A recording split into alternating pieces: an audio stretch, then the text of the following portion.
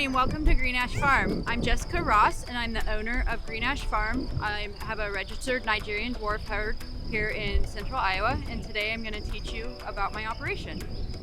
I got into the goat business. I originally had worked on a big cow dairy out in central Wyoming, milking about 500 Holsteins twice a day, and I just fell in love with the industry, and so I figured on a smaller scale. When I was offered to buy this place back that I grew up on, I was able to buy it back and I could get dairy goats and kind of do that in a smaller scale. So, and they're just cute. I am extremely passionate about goats because a lot of people don't realize what the dairy goat industry is about. And a lot of us, we really want to educate people that worldwide, dairy goat milk is more consumed than cow milk. As an industry, they are more productive. They cost less to feed, but they give more milk. I have those that weigh 50 pounds that will give almost a half a gallon to 3/4 of a gallon of milk a day. And there's more out there that will give even more than that. Where a cow, they give a lot, but they're 2,000 pounds. They eat a lot more food a day. You know, I don't just throw them out on grass. They eat a balanced diet with a high protein pellet, really good alfalfa. I feed them like a dairy cow. So they sometimes eat better than me. I've had the alfalfa in the barn that's so good, if I had ranch dressing, I'd probably eat it if I was hungry. So they eat pretty good. Goats are a ruminant, which means they have a 4-chambered stomach. So when they're older, they cough up their grass and they chew their cud, and then they eat it again. They cough it up from their rumen and chew it, and then they're herbivores. Obviously, they eat corn and oats and hay and grass.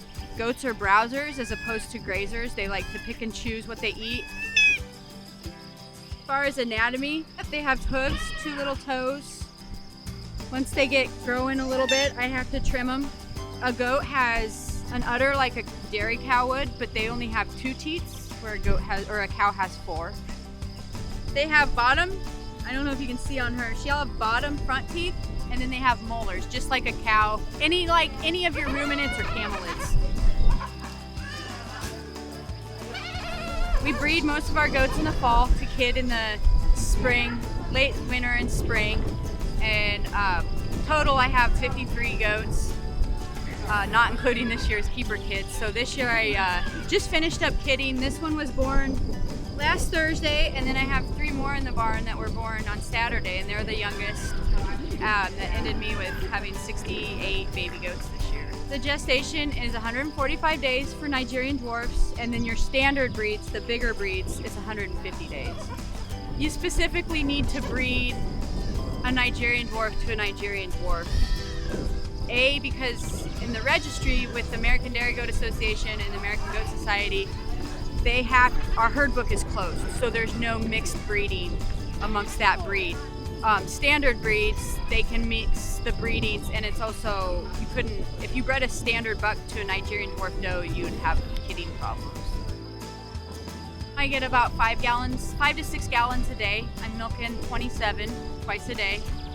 I used to dam raise, which meant the mom raised the babies until they were 8 or 9 weeks old. But as my herd grew, A, I don't have the room for all the babies, but B, because I got more and more into the showing, a baby goat will mess up a mom's udder really fast. They can cause unevenness and scarring, and they can cause mastitis. So I milk them, feed the milk back to the babies, and I'm able to monitor my herd. I've been raising goats since 2015, and I've had 1 case of mastitis. So I usually start feeding babies on bottles, but I have what we call it the suck-it bucket. It's a bucket with basically 10 straws and nipples on it, and I can feed 10 babies at a time.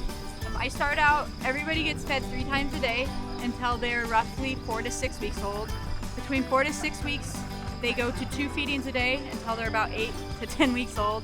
And then I give them 1 feeding a day until about 14 weeks. I feed my goats out a lot longer on milk because I feel like they grow better. They're a lot stronger, I have a lot less sickness, and I have the milk for them. And then babies, all until 6 months, they get a grain that's medicated with rumensin to help prevent coccidiosis. My adult does get a different grain that doesn't have any medicine, because when they get medicine when they're milking, I have to follow withdrawal periods and everything. I'm very strict on those personally because I drink the milk, and I also make products that I sell to the public with the milk, so I don't want anyone getting an adverse reaction. If you were to drink milk with a dewormer in it, over time you could build up a tolerance, and then if you personally got a parasite, those wormers that they are going to give you, which a lot of times are the same, ivermectin or something, will not be effective. It's kind of like taking too many antibiotics over time. So I'm very picky when I treat animals. I don't treat them unless I really feel it's bacterial versus viral. Every goat here, if they're registered, definitely, they all will have a JRX2 in their right ear. That's my herd tattoo that's registered with AGS and ADGA, the American Goat Society and the American Dairy Goat Society. And then in their left ear, they'll have a letter, this year's M, so that designates 2020, and then their kid order. So I have 1 through 68 this year going in their ears. So once they're big enough to tattoo, disbud, taking a bottle really well, I feel that they're healthy, we're past all the up and down weather temps, then I will go ahead and let them go off to their new home. To be registered with the American Dairy Goat Association, everything has to be disbudded. I personally do it around 3 weeks old. I found that if you let a little bit of the horn come through and then you burn, I have a lot less scurs. Scurs are the little pieces that'll come up, so I'll burn them. The boy goats, the bucks, will get what I call a figure 8 burn. It's an overlapping burn because of the way their horn comes down.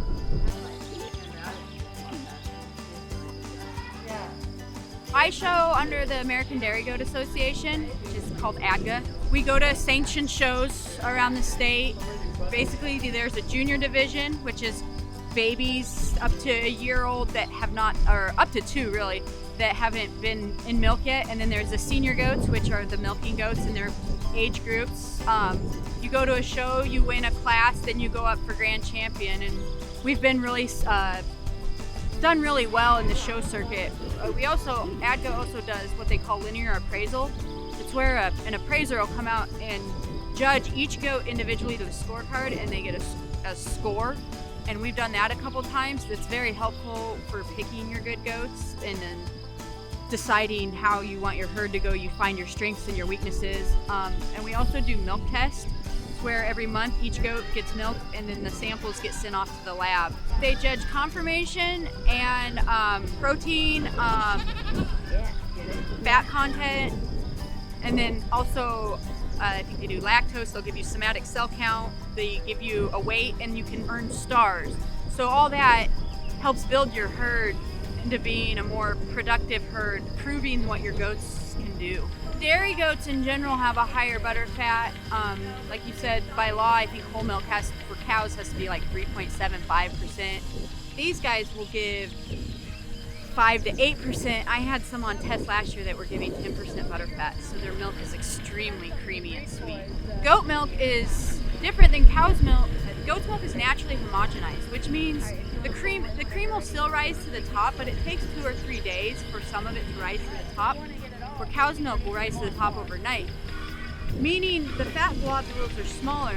Also, people that are lactose intolerant a lot of times can drink goat's milk where they can't drink cow's milk, because goat's milk digests in the stomach within about 30 minutes and moves through your digestive system, where cow's milk can take 2 to 3 hours and it'll sit there and curdle. So my husband can actually drink the goat milk as opposed to cow's milk. In Iowa, you can't legally sell raw milk, whether it's dairy or goat or cow. You have to be a grade A dairy. We drink it raw. And I can't sell cheese because to have a creamery, you have to be at least a grade B dairy and do that. But I make a lot of cheese. I make a lot of caramel sauce, all kinds of good. And then I personally have a goat milk soap and lotion business that's pretty lucrative. The soap and lotion is make lye soap. Can't have soap without lye.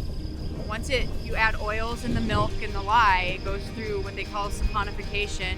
So the lye after 24 hours is gone, and you can come up with soap. It goes through its magic chemistry process, and it has to cure for 4 to 8 weeks, and then I can sell it. It's really good for your skin. It's less drying than your regular everyday bar soap. It doesn't have the chemicals in it like store-bought soap, so a lot of people like to buy it if they're health conscious and stuff. I worry about biosecurity, so I don't bring in fresh goats, or I don't allow outside goats to come in.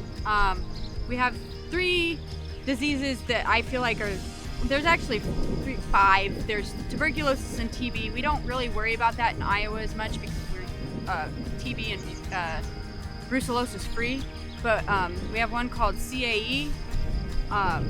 It's an arthritic disease that can affect their joints as they get older. We have another one called CL. It's a lymphatic disease.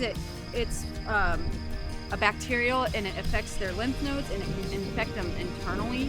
And then Johne's, which is a wasting disease similar to Crohn's in humans. It affects the lining of their intestine, and they eventually will defecate themselves to death, and it's pretty rough watching. With the goats, we have bucks, which are the males, does, which are the females, and then we have wethers, and that's a castrated male, and they make really good pets. So if somebody's wanting to start out and they really aren't sure about getting into milking and stuff, a good place to start is with a couple wethers. Goats are herd animals. You need to get at least 2 or 50 some like I have.